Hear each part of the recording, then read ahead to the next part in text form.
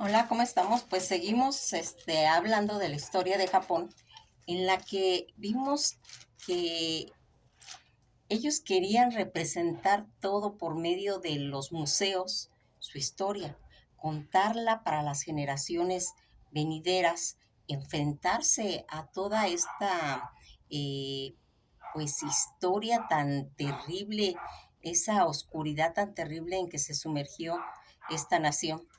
Por medio de los museos, aparte de comentar eso, hay que tener en cuenta de que son más de 1000 años de historia. No nomás fueron la cosa de la Primera y Segunda Guerra Mundial, no.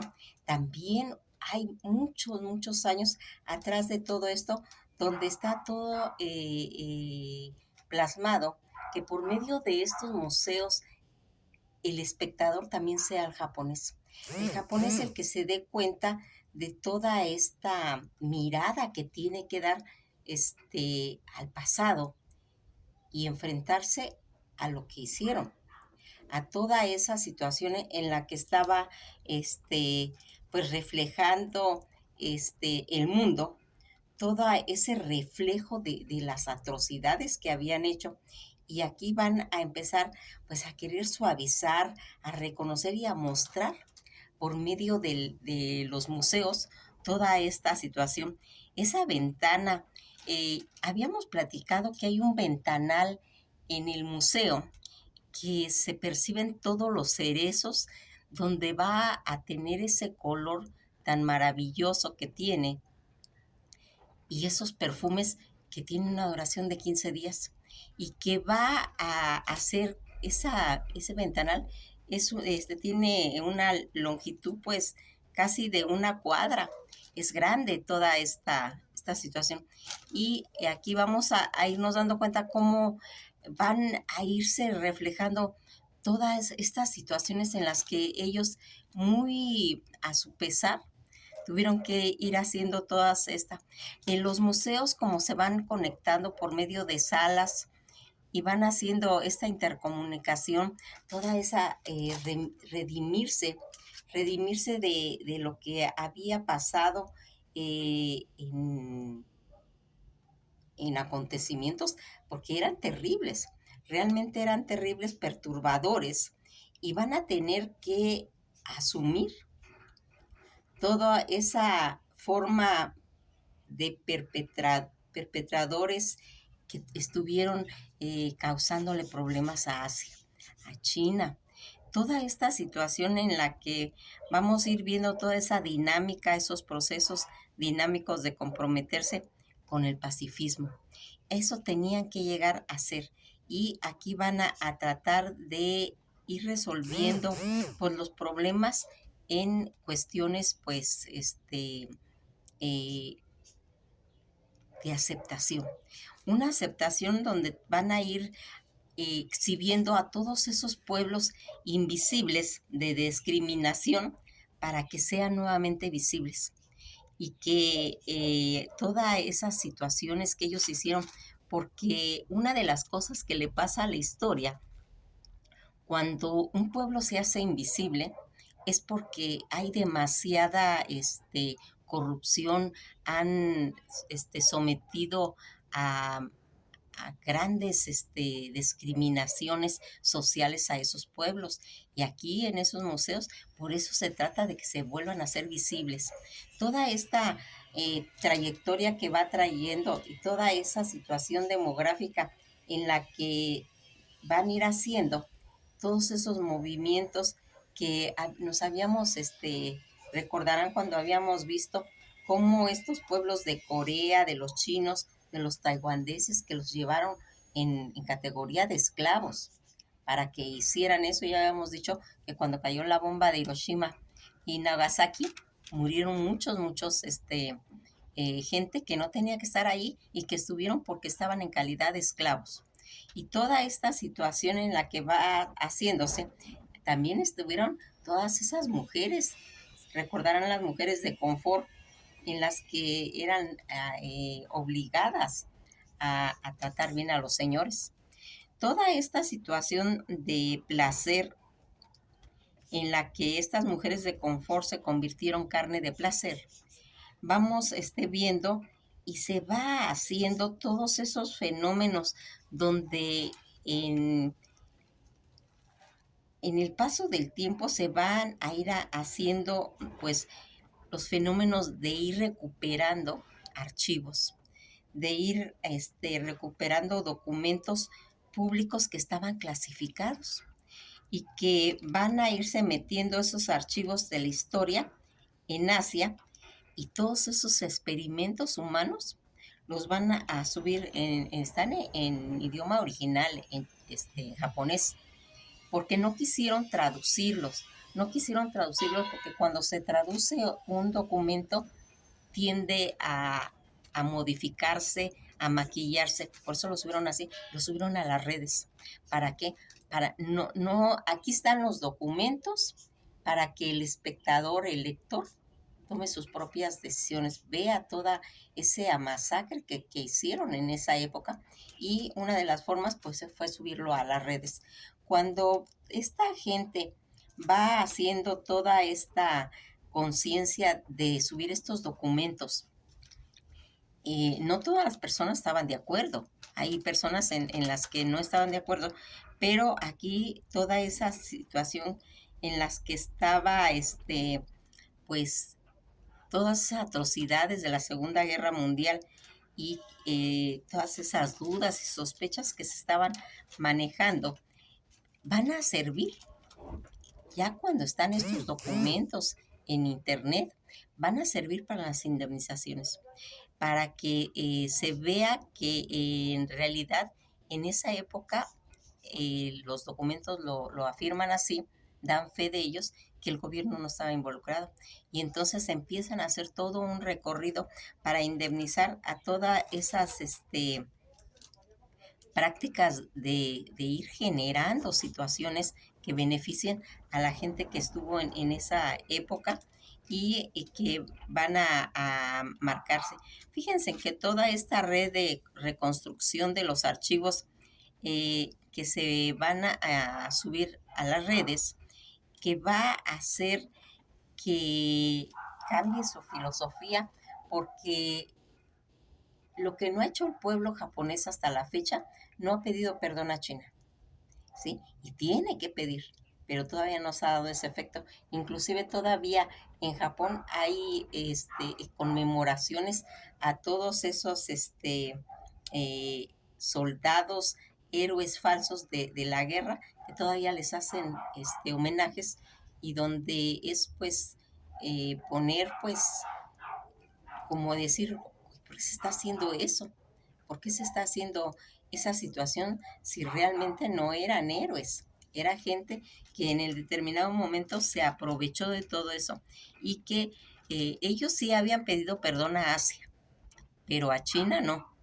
Aquí toda esta ratificación que tenían que hacer de la Casa Imperial, donde en aquella época, antes de la Segunda Guerra Mundial, la figura del Tenno, y que venían de aquellos dioses de Susano a Maxerazo.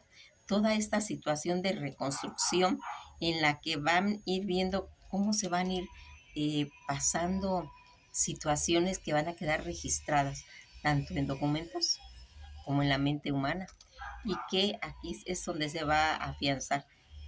Japón le va a apostar todo en épocas ya pues modernas a ser un estado pacifista, así como también Alemania tuvo que trabajar en toda esa situación, pero ellos a nivel de trabajo, ¿sí? Le apostó Alemania pues todo al trabajo, y Japón todo a afianzarse en la paz. Aquí vamos a tener algo importante, la literatura japonesa contemporánea. Toda esa minuciosidad que se va haciendo, ese sigilo que tiene que atravesar todas estas influencias mmm, modernistas y de tradiciones. Aquí van a venir pues diferentes personajes literarios, y vamos a ver a Kazuo Ishiguro. En 1994 se convertiría en el segundo japonés en conseguir el Premio Nobel de Literatura, ¿sí? Pero fíjense en que aquí hay algo que es interesante. Cuando nosotros vamos analizando por qué llegaron a conseguir ese premio Nobel de literatura, por toda esa fuerza poética, después de Yusunaki Kawabata, que es el que hizo el primero, le dieron el primer premio Nobel que obtuvo este galardón en 1968 y que posteriormente en el 2017 lo ganaría también Kazuo Isuguro, que es el que estamos comentando. Eh, ¿Quién de estos personajes en la literatura japonesa fue tan sobresaliente? Fíjense en que una de las cosas que le pasó a este hombre fue tener esa sensibilidad de poder comentar la poesía con aquella suavidad que tienen ellos, con aquellos espacios, con aquellos silencios, porque así terminan sus obras ellos. Ellos no crean que dan y feliz término, ¿no? En Japón tienen otra forma de escribir. Ellos dejan sus obras como entreabiertas. Al final lo dejan en silencio en el teatro y al quedarse en silencio ya automáticamente se percibe que ya se terminó la obra. Y en la literatura dejan hojas en blanco para que las personas tengan su propia interpretación y ellos les pongan los finales para, pues, para representar eso que tiene el pueblo japonés, esa sutileza, esa cosa tan divina, tan silenciosa de darle esos matices a la literatura. Este primer mm, japonés, que fue el primer escritor japonés de recibir el premio Nobel de pues, nacionalidad japonesa, su lengua materna era japonés. Y aquí vamos a ir viendo cómo va a hacer que sea tan importante para ese pueblo que haya ganado esta situación. Japón se ha ganado el Nobel en la literatura japonesa, que hay algo que te remonta a esos escritores. Escritores tan importantes como Kazunaki Kawabata y Kensaguro son los dos autores japoneses, nipones, que han recibido este galardón. Toda la tradición de la literatura japonesa que data de hace pues 1000 años, como lo hemos comentado, cuando Murasaki Shikibu escribió Menji Monogatari alrededor del 1000. Mañana se recordará todos estos acontecimientos que le dieron esa riqueza a Japón, porque hablar de su literatura es divina, es tan, pues, tan enriquecedora porque nosotros no llega a nosotros por la lejanía, pero cuando tenemos acceso de conocer todas sus poesías, en el año 1968, cuando Kazunaki Kawabata fue ese primer escritor japonés en recibir este galardón, la Academia Suiza reconoció al autor por su maestría en esa forma narrativa de expresar con toda esa sensibilidad que les comento, toda esa esencia de la mente japonesa.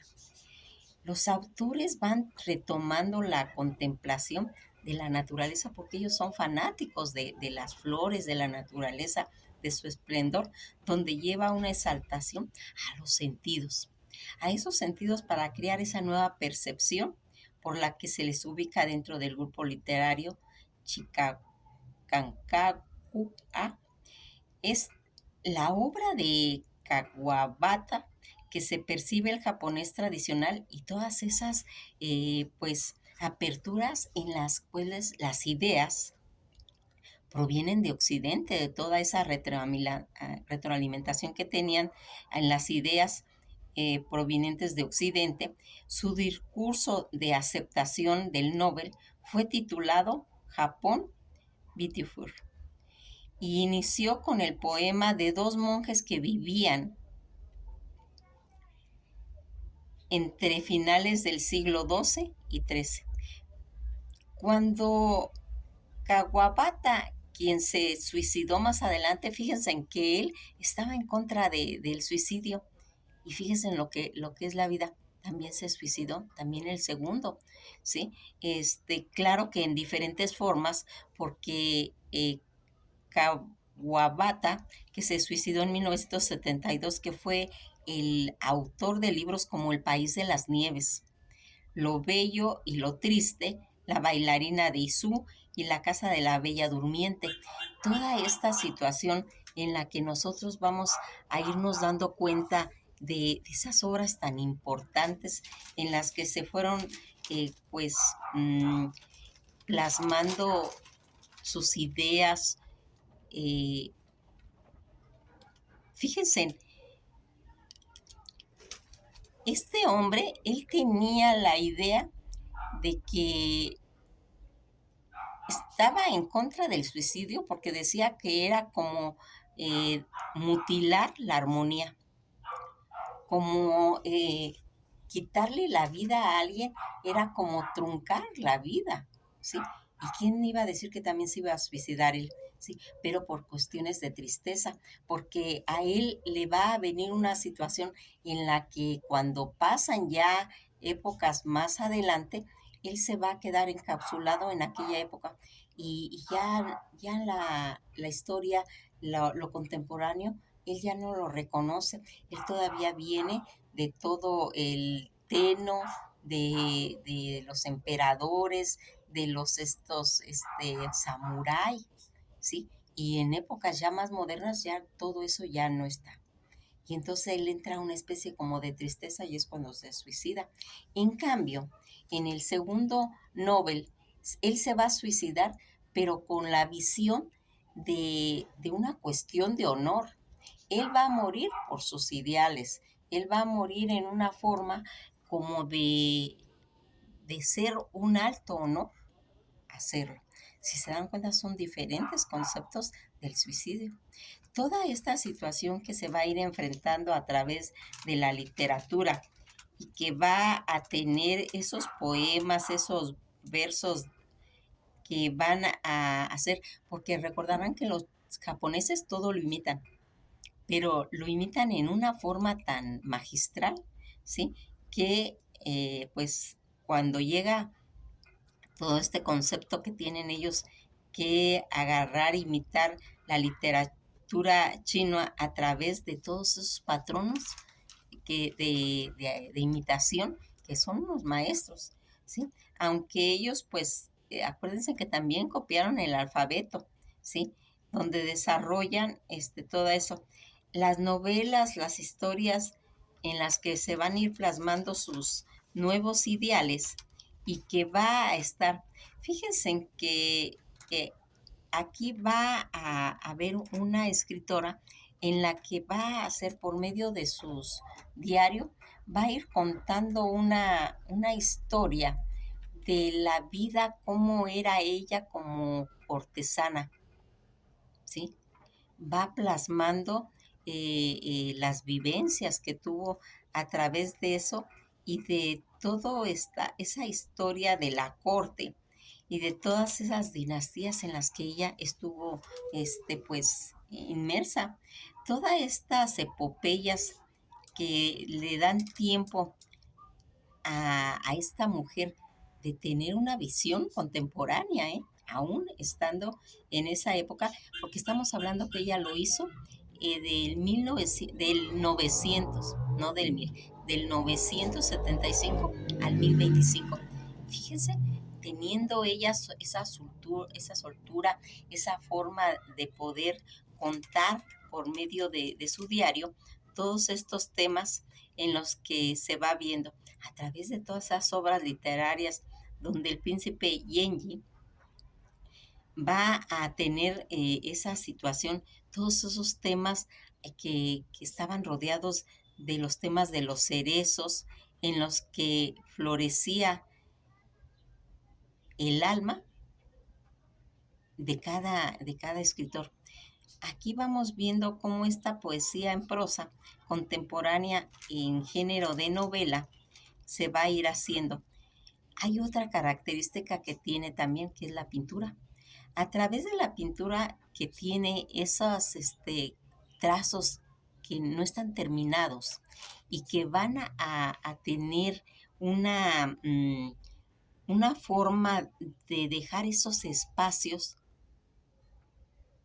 en las pinturas como para que usted diga qué continúa. ¿Se acuerdan cuando estábamos hablando de esos portales, de esas casas, cuando hablábamos de las casitas de té, en las que van a ir plasmando en forma de sus libros, de sus pinturas?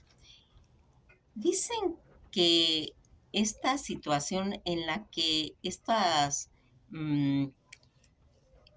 formas de escritura estaban basados en aquellos libros de almohada que eran pues tratando de buscar, porque ellos, acuérdense que tenían una naturaleza pues de tifón, de maremotos, de este, eh, características muy sublimes, porque ellos están acostumbrados a que en su tierra haya cosas de la naturaleza en la que ellos toman parte de que por algo es, acuérdense que es Japón, es las islas flotantes, toda esta situación de las naturalezas y de sus kamikazes que eran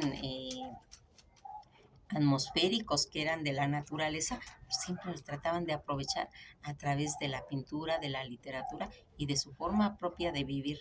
Aquí vamos a ir viendo cómo se va a ir armonizando todo el pueblo japonés con la naturaleza, donde van a plasmar lo efímero, la angustia, la belleza y la tristeza, ¿sí?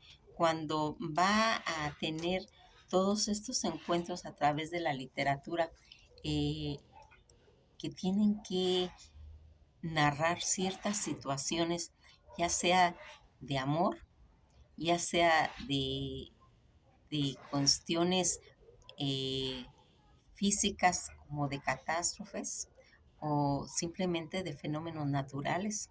Toda esta situación en las que ellos van haciendo pues toda una gama de valores. Fíjense que cuando hablamos siempre del pueblo japonés, se darán cuenta que yo siempre les voy marcando que a pesar de que se introdujeron en un abismo de bajas pasiones, su esencia es divina. Es una esencia el de la naturaleza, de los silencios, de los espacios, de los vacíos, de las flores, de los pájaros, de todos esos conceptos de la naturaleza que le dan ese toque tan especial al pueblo japonés.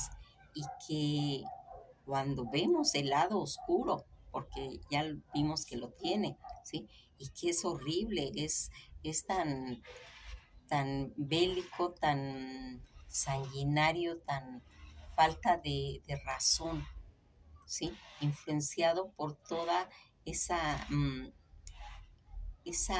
hambre de expansionismo, por esa hacerse cómplices con los pueblos que no han tenido nunca mm, una, un momento de estar consigo mismos, y que el pueblo japonés sí lo tiene. Pues nos vamos a quedar hasta aquí.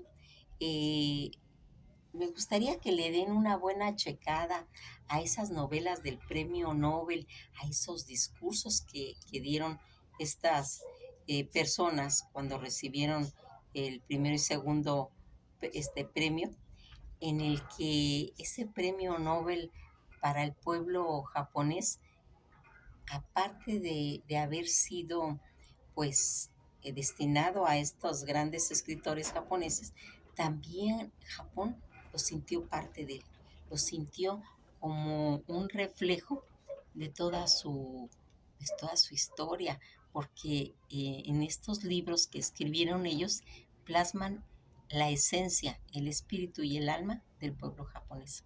Nos veremos en el próximo capítulo. Vamos a ver una cosa, miren, yo había estado pensando, nos toca, ya nomás nos queda un capítulo de Japón. Yo había estado pensando que siguiéramos, em, pues, hablando de la historia, nos toca ahora introducirnos en ese grandísimo continente como es África. Es nuestra siguiente clase, va a ser el último capítulo de Japón y vamos a seguir con África. Pero me gustaría dejarlos descansar un poquito de historia. Vamos a meternos un poquito a los sueños, vamos a meternos un poquito a todo ese mundo esotérico que ha estado haciendo magistralmente Astor Tudor y que pues le apasiona tanto que pues platicamos que él debería de tomar ese tema porque es un total apasionado del tema, ¿sí? Y como vemos, sus videos son de alta valía, ¿sí? La gente que le gusta el esoterismo, el ocultismo, pues yo realmente les recomiendo a Astor Tudor porque es una persona que tiene muchos, muchos años leyendo el tema y que yo a veces lo toco, pero pues acordamos que él lo hiciera así como la historia del Medio Oriente, porque hay tanto que platicar que ni siquiera se puede uno pelear por los temas. Ahí está Egipto, ahí está México, que ya viene. Después de África, vamos a empezar con México. Y con México es una cosa hermosísima, hermosísima, que solamente nosotros los mexicanos sabemos de lo que les estoy hablando, ¿sí? Hablar de México es una cosa maravillosa, mística, ¿sí? Tiene un misticismo, una magia, una combinación de todos esos mosaicos de culturas que lo vamos a ver ahora que lleguemos a México, pero como les digo, déjenme sus comentarios y díganme si les gustaría que sigamos pasado mañana hablando ya de la historia de África o nos metamos a estos temas diversos para pues dejar descansar un poquito la mente. Pero si ustedes me dicen que siga con África, adelante. Pues que pasen un bello día y esto ha sido todo por hoy. Disfruten, si tienen oportunidad, denle una checadita a la literatura japonesa que realmente van a quedar extasiados. Que pasen un buen día y esto ha sido todo por hoy.